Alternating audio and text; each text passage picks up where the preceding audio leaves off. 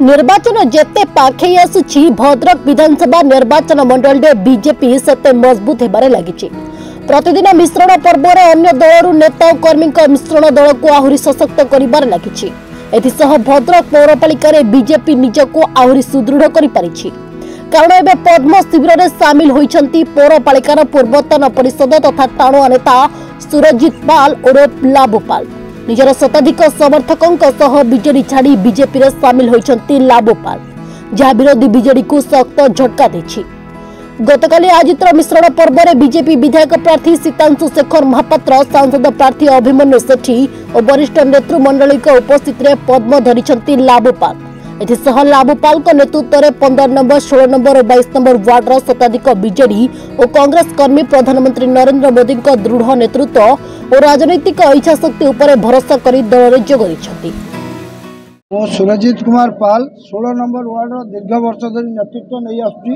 लोकमानकर भल पाइबा, लोकमानकर समर्थन आज पर्यंत मो सहित अच्छी, जोटा कि कॉलेजर सभापति थी से समय लोकमान सहित जड़ित होई लोकमानकर दुख सुखर मु आज पर्यंत जड़ित अच्छी। तेणुक या विगत दिन में मुझे जो बीजेडी दल थी तांकर नीति आदर्श जोटा कि लोकमानकर नजर से ग्रहण नुहे बा जो टाइप लोक मान प्रतारणा करा आजिका दिन में लोक मान ग्रहण करा जाउनी। आजिका दिन में देश में मोदीजी जो लहर चलती उन्नत चिंताधारा लोक मान सब चिंताधारा बा उन्नति केमती देश हम से परिप्रेक्षी में आज आमर ओडिशा आगे चलो। ये आशा कराऊँची जे दीर्घ 25 वर्ष बीजेडी दलर शासन में लोक मैंने एते माने एते असहिष्णु हो पड़े, वितस्पद हो पड़े, जोटा कि धैर्यर सीमारेखा पार हो गला। तेणु लोक मैंने आजिका डेट्रे परिवर्तन आवश्यक करुँच।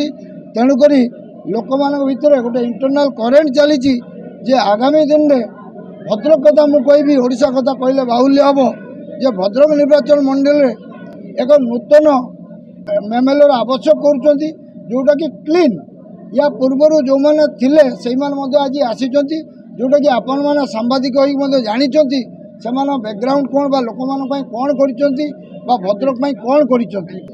आगामी दिन दल को मजबूत करने सहित लोक मान सेवा केमती सठिक रूप पाई पारे, यह मोर हूँ मूल लक्ष्य।